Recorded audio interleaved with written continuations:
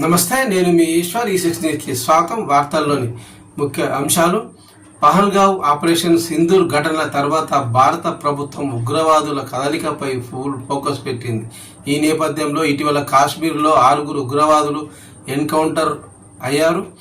వివిధ రాష్ట్రాల్లో ఉగ్రవాదులు వారి సానుభూతి పరులను గుర్తించి అరెస్టులు కూడా చేస్తున్నారు. అధికారులు ఇక్కడ ఉంటూ ఉగ్రవాదులను ఇక్కడి సమాచారాన్ని లీక్ చేస్తున్న వారిపై కూడా ఉక్కుపాదం మోపుతున్నారు. తాజాగా సంగారెడ్డి జిల్లా ఉగ్రమూకలు ఉన్నాయన్న వార్తలు కలకలం రేపుతున్నాయి. కొండాపూర్ మండలం గొల్లపల్లి గ్రామంలో అస్సాంకు చెందిన ఇస్లాంను తాజాగా అరెస్టు చేశారు. ఇస్లాంను అస్సాం పోలీసులు అదుపులోకి తీసుకున్నట్టు తెలుస్తుంది.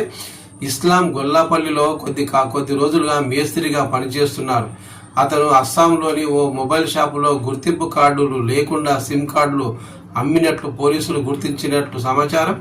ఆ నకిలీ సిమ్ కార్డులను పాకిస్తాన్లకు అమ్మినట్లు అనుమానం వ్యక్తమవుతోంది.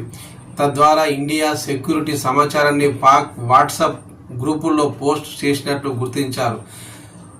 ఆపరేషన్ గోస్ట్ సిమ్లో బయటపడ్డ ఇస్లాం భాగోతం బయటపడ్డట్లు తెలుస్తోంది.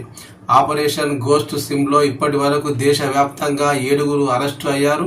అరెస్టు అయిన వారంతా అస్సాంకు చెందిన వారు గుర్తించారు.